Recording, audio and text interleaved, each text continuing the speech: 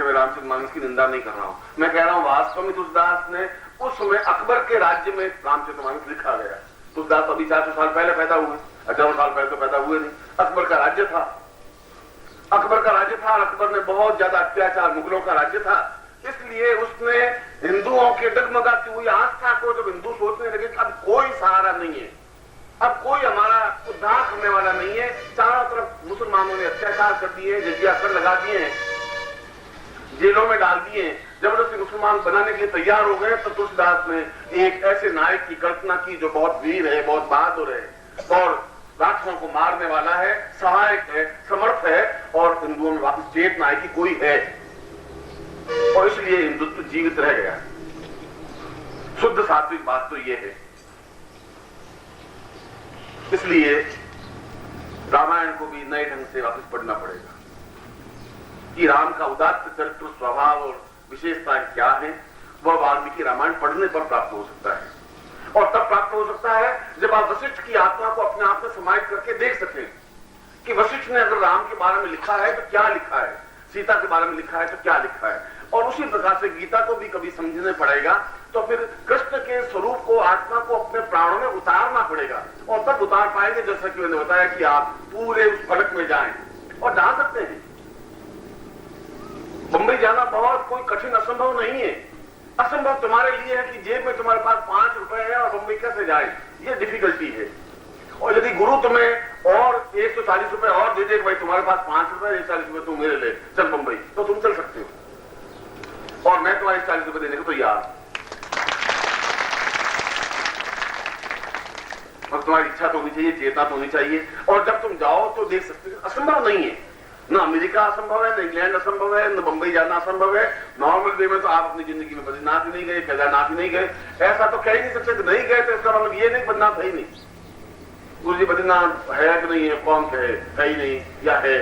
जब आप गए नहीं तब आप उसके ऊपर कमेंट भी नहीं कर सकते, क्योंकि आप ये नहीं कर सकते कि पिछले फलक में नहीं जा सकते या अपने जीवन के प्रारंभिक स्वरूप को नहीं देख सकते, क्योंकि मैंने कहा कि तुम्हारा जन्म का प्रारंभ तो उन 18 ऋषियों से हुआ, नए तो तुम कुछ बने नहीं। उन 18 ऋषियों से जब उत्पत्ति तुम्हारी हुई तो बाद में जरूर जन्म लेते लेते ही यहाँ आए हो, इस उम्र में आए हो। इस बीच में तो तुमने 100 या 200 या 500 जीवनियां तो ली होगी, ली तो फिर कहां ली, कैसे ली तो जरूर, क्योंकि पहले तो कोई चीज बनी नहीं। तो वे स्वरूप को, हमारे जीवन के आत्म स्वरूप को देखना भी जरूरी है और वह देखना ही जीवन का एक आनंद है। इसलिए मैंने कहा कि तुम बैठ जाओ नीचे, डोंट डिस्टर्ब, और इसीलिए मैं तुम्हें कह रहा था कि ये एंग, रींग और क्लींग बीज को भी हम जितना आसान समझ बैठे, लोगों ने जितना समझा दिया उतना आसान तो नहीं है। ये अपने आप में अत्यंत गहरी अर्थवत्ता लिए हुए है। और आज मैंने इन श्लोक को, मैंने कहा कि 18 के 18 ऋषियों ने और साधना अलग अलग ढंग से की, एंग, रींग, क्लींग बीज को बिल्कुल नवीन ढंग से देखा है। सबने साधना की, सबने दुर्गा की साधना की, क्योंकि बिना शक्ति की साधना के तो जीवन में पूर्णता आ ही नहीं सकती, क्योंकि ब्रह्म की उत्पत्ति भी बिना शक्ति के संभव नहीं। कणाद कह रहा है कि मैं केवल ब्रह्म को मानता हूं। कौन सा ब्रह्म? जो शक्तिमान है, जो शक्ति स्वरूप है, जो अपने आप में पूर्ण अर्थवत्ता लिए हुए है, जो आदि है, जो मध्य है, जो अंत है। और वही एंग, रींग, क्लींग का पूर्ण रूप देखा जाए तो आदि, मध्य और अंत है। और इसीलिए कल और 2-3 दिन के प्रवचन का सारभूत तथ्य यह था कि हम इन तीनों बीजों की मंत्र जाप करते हुए अपने जीवन को पूर्णता के साथ समाहित करें। और मैंने रीम बीज पर थोड़ा सा ज्यादा जोर इसलिए दिया कि आपके जीवन की आवश्यकताओं की पूर्ति हो सके। मगर यदि आपके मन में संदेह और भ्रम है, आज भी है, यदि मैं अभी प्रयोग कराऊंगा तब भी आपके मन में भ्रम तो है ही कि गुरुजी प्रयोग तो करवा रहे, होगा या नहीं, कर लेते हैं।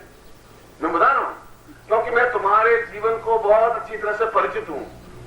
तुम अपनी जिंदगी से जितने परिचित नहीं हो, पिछले 25 जन्मों से मैं तुम्हारा हिसाब किताब रखता आ रहा हूं।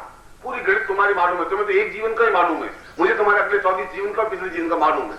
और तुम विश्वास करते नहीं, अपने आप पे भरोसा नहीं है, मेरे ऊपर तो भरोसा बाद में करोगे। इसलिए और बिना विश्वास के उस चीज में फलप्रद नहीं बन सकते। एक डॉक्टर की नई नई शादी हुई शादी के दूसरे दिन पत्नी ने कहा चलो पिक्चर देखने चले। महीने भर तक तो उसके सारे नखरे उठा नहीं पड़ते हैं, महीने भर बाद तो फिर सारे हिसाब किताब गणित होती है, पर पूरे 30 दिन तक तो पूरी आरती उतारनी पड़ती है उसकी। तो उसने कहा चलो तुम अगर पिक्चर का कहे तुम कहे वहां चलने को तैयार हूं, घबराती क्यों है, चलो पिक्चर चलो। पिक्चर नहीं, वो डॉक्टर था। पिक्चर कोई अच्छी चल रही हो कि रजिया सुल्ताना चल रही हो, कोई पिक्चर। मैं तो कभी पिक्चर हाउस में गया नहीं और मैंने कभी देखा। तो वो बैठा, पति पत्नी दोनों पास में बैठे, पिक्चर देखते देखते देखते पत्नी को सिर दर्द होने लगा।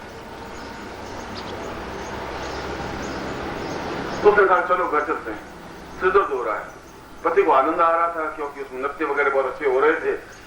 तो उसने कहा कि 2 मिनट देख लेते हैं, पैसे खर्च किए हैं, पूरा बालकनी का टिकट खरीदा है, अब दिमाग तेरा खराब है, पहले तो पिक्चर चलो, सुबह से जिद लगाई हुई थी, अब आए टिकटॉक बंद करके वापस घर चले। उनका सिर दर्द बहुत तेज हो रहा है। सिर दर्द हो रहा है, तो मैं डॉक्टर हूँ, तो अब मेरा बैग तो मेरे पास है नहीं, मगर खैर एक सेकंड इसने डाला, जेब में कोई गोली होती नहीं एस्ट्रो वगैरह की, एक पैंट का बटन था वो थोड़ा तोड़ करके ये गोली बहुत एस्ट्रो से अभी नई निकली है, एक्स्ट्रा ऑर्डिनरी गोली लेते सिर दर्द मिटता है, और डॉक्टर को एमबीबीएस किया हुआ है। उसने गोली मुंह में चूसना, निकलना मत, और चूसती रही, 2-4 मिनट में सिर ठीक हो गए। पूरी पिक्चर देख ली, पिक्चर देखने के बाद बाहर कैसा सिर तो बिल्कुल गोली कमाल है, ये अभी लेटेस्ट निकली है, गोली लेटेस्ट निकली है, मगर ये गोली मुझे वापस दे दी। उसने गोली वापस दे दी। उसने कहा देखिए बटन है, गोली वोली में पैंट का बटन था, मैं देख रहा था पिक्चर, और तुम सारे सिर दर्द करने लगी। वो सिर दर्द मिटा विश्वास से, गोली में तो कुछ था ही नहीं, सिर दर्द मिटाने की तो नहीं था, पति पर विश्वास था, पति एमबीबीएस डॉक्टर है तो गलत मुझे नहीं देगा, बस ये विश्वास था और सिर दर्द उतर गया। अब तुम विश्वास करो ही नहीं मेरे ऊपर, अब मैं चाहे मैं पैंट के बटन की गोली दूं या कुछ भी दूं, विश्वास मेरे ऊपर तुम्हें करो, मैं तुम्हें कोई मंत्र भी दूं, तुम गुरु जी ठीक है हम मंत्र जपे कि नहीं जपे, उसका तो मैं क्या करूं।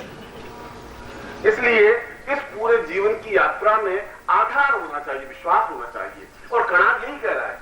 कणाद ये कह रहा है तुम ऐन साधना कर ही नहीं सकते, तुम रीम साधना नहीं कर सकते, तुम क्लीन साधना नहीं कर सकते, क्योंकि एम साधना में पूर्ण मातृत्व रूप तुम्हारा बनना चाहिए, रीम साधना में तुम्हारा पूर्ण पालन रूप बनना चाहिए, जैसे तुम सृष्टि के नियामक हो, और क्लीन रूप पूर्ण क्रोधमय रूप में तुम्हें साधना करनी चाहिए। और इसीलिए उस कणाद ने जिस श्लोक में उद्धृत करा था उसने कहा कि गुरु का पूर्ण, गुरु को जब कहा है कि गुरु ब्रह्मा गुरु विष्णु गुरु देवो महेश्वर गुरु साक्षात पर ब्रह्म, कणाद कह रहा है, ये श्लोक तो कणाद से भी पहले बना हुआ है, आजकल तो बना हुआ नहीं, वो गुरु कह रहा, कणाद कह रहा है कि जब गुरु साक्षात पर ब्रह्म तो फिर मैं और कौन से ब्रह्म की खोज करने जाऊं और क्यों जाऊं, या तो शास्त्र गलत है जो मेरे पूर्वजों लिखे हैं, और ब्रह्मा के मुख से ये उच्चरित शब्द है, और मेरे पितामह गलत हो नहीं सकते, और वो कह रहे हैं कि ब्रह्म ही एक है, गुरु साक्षात पर ब्रह्म है, तो फिर मैं और कौन सा ब्रह्म कहां ढूंढूं जब गुरु मेरे सामने है। और यदि उसकी साधना से ये एंग रूप और क्लीन रूप और वीम रूप पूरी साधना संपन्न हो सकती है, तो फिर मैं तीसरी साधना और चौथी साधना के लिए किन देवताओं के पास दूं, क्योंकि मैंने ब्रह्म को देखा नहीं, मैंने ब्रह्म का स्वरूप का चिंतन भी नहीं किया, मुझे गुरु भी नहीं समझा सकता, मेरे व्यक्ति भी नहीं समझा सकते, कि क्योंकि शास्त्र में तो लिखा है कि ब्रह्म का कोई स्वरूप है ही नहीं, वो अजन्मा है, निर्विकार है, निश्चिंत है, अवाकित है, बिल्कुल विलीन है, आकाश की तरह शून्यवत है, उसको देखा नहीं जा सकता, परखा नहीं जा सकता, समझा नहीं जा सकता। इसका मतलब उसको कोई देखा नहीं, जब देखा नहीं तो फिर हम प्राणों में किसको उतारे। कणाद के सामने भी वही समस्या थी, और उसने अपने गुरु को, और आपको मालूम होना चाहिए कि कणाद स्त्री के गर्भ से जन्म नहीं लिया था, अपने गुरु की नाभि से जन्म लिया था, और ब्रह्मा ने भी किसी स्त्री के गर्भ से जन्म नहीं लिया था, वह भी विष्णु की नाभि से पैदा हुए। एम रूप की साधना से पुरुष स्वयं पुरुष की उत्पत्ति कर सकता है, पुरुष अपने खुद के माध्यम से पुरुष की उत्पत्ति संभव है, एन बीज की साधना के माध्यम से, यदि वह मातृत्व स्वरूप को धारण कर सके, क्योंकि शरीर की बनावट यदि मां के गर्भ को देखें, आपने कभी मां के गर्भ को, स्त्री के गर्भ को खोल के नहीं देखा, देखा नहीं, और मां का गर्भ जब बच्चा मां के पेट में होता है तो एक झिल्ली होती है, झिल्ली के अंदर बिल्कुल पानी भरा होता है, उस पानी के अंदर बच्चा होता है और उसको उतना ही सुख मिलता है बच्चे को जैसा तुमको ड्राइंग रूम में बैठने पर सुख मिलता है। ठीक ड्राइंग रूम की तरह होता है, एयर कंडीशन लगा हुआ, कोई तकलीफ नहीं, कोई परेशानी नहीं, बिल्कुल सुख सुविधा के युक्त भगवान ने इसको बनाया हुआ है। बहुत विचित्र रचना है मां के गर्भ की। और ठीक वैसी रचना पुरुष के पेट की भी है, ठीक डिटो, एक ही तरह की। और पुरुष के पेट से भी पुत्र की उत्पत्ति संभव है। और विष्णु ने तो अपने नाभि से ब्रह्मा को उत्पत्ति किया, ये तो हमारा शास्त्र कह रहा है, या तो शास्त्र गलत है। और गणाज उत्पत्ति भी अपने गुरु की नाभि के माध्यम से उत्पत्ति हुई। और ऐसे कई महाभारत युद्ध में और महाभारत काल में ऐसी कई स्त्रियां हुई जो पति का सहवास का कर्ण पैदा हुआ सूर्य के माध्यम से। उस समय उस ऐंग बीज की साधना के माध्यम से, सूर्य के तेजस्विता के माध्यम से पुरुष की सृष्टि स्त्री भी कर सकती थी, पुरुष भी कर सकता था, आज भी कर सकता है। ये बात अलग है कि वो अपने आप में अत्यंत पेचीदा है। और इसीलिए कहा कि गुरु के चरण ही अपने आप में ऐंग बीज है, कणाद कह रहा है। गुरु के चरणों की पूर्ण साधना, क्योंकि ऐंग बीज में पूर्ण मातृत्व होना चाहिए। मातृत्व का मतलब झुकने की क्रिया होनी चाहिए, विनम्र होने की क्रिया होनी चाहिए, समर्पण होने की क्रिया होनी चाहिए। और समर्पण में झुकना पड़ता है, झुकना पड़ता है नीचे। और मैंने कहा जब बहुत ज्यादा झुक जाते हैं तो जो चरण दिखाई देते हैं वे चरण मंदिर हैं, वे चरण मस्जिद हैं, वे चरण गिरजाघर हैं, यदि आप उनको श्रद्धायुक्त देख सकें। और उसी प्रकार से गुरु का मध्य भाग पूर्णतः रीम बीज है और गुरु का ऊपरी भाग, गर्दन के ऊपरी भाग पूर्णतः क्लीन बीज है, क्रोधमय है, तीसरे नेत्र से युक्त है। क्योंकि वह दो नेत्रों से तो देखता ही नहीं शिष्य को, दो नेत्रों से आप देखते हैं। आप देखते हैं तब कभी कभी आप अधिकतर गलत फहमी में पड़ जाते हैं कि ये व्यक्ति गुरु है या नानक सिमाली है। और ये आज कुछ परेशान दिखाई दे रहे हैं गुरुजी, कुछ कल भी राधा चिल्ला रही थी, वो पीले पड़ गए हैं, बहुत पीले पड़ गए हैं, तुम नहीं समझते हो, वो मर जाएंगे, तुम क्या कर रहे हो। उसमें कोई बनावटीपन नहीं था, कोई नकलीपन नहीं था, क्योंकि चेहरा अपने आप बोल देता है कि क्या कह रही है, क्यों कह रही है। उसके पीछे कोई उसको तनख्वाह नहीं मिलेगी, तुम्हें ऐसा जाकर बोलना है। पर रह नहीं पाई, 2-3 दिन तक अपने आप को जज भी नहीं कर पाई, अपने मन के भावों को ज्यों का त्यों आंसुओं की भाषा में तुम्हारे चेहरों पर लिख दिया। शब्दों के माध्यम से नहीं, आंसुओं की कलम से लिखा। और आंसुओं की कलम से लिखी हुई बात मिट नहीं सकती। और इसीलिए जब अटैचमेंट बनता है तब आंसुओं की भाषा से ही बात कही जाती है, लिखी जाती है और समझी जाती है, शब्दों के माध्यम से नहीं। और इसीलिए जब प्रेमी मिलता है तो एकदम से आंसू खुशी में भी छलछलाते हैं, और अगर वो जाता है तब भी आंसू छलछलाते हैं, क्योंकि भाषा तो आंसुओं की ही होती है, शब्दों की तो भाषा होती नहीं। शब्द के माध्यम से हम अपनी भावना व्यक्त कर ही नहीं सकते। कोई आया खुश हुए, इसको तो चेहरे के माध्यम से व्यक्त नहीं कर सकते। नकली चेहरे से मुस्कुराहट भी बताई जा सकती है, पर नकली आंसू नहीं लाए जा सकते। आंसू तो वियोग में बिल्कुल एक एक अक्षर साफ साफ बोल सकता है। और इसीलिए वह पूर्ण क्रोधमय भी है। भगवान शिव स्वयं एक 108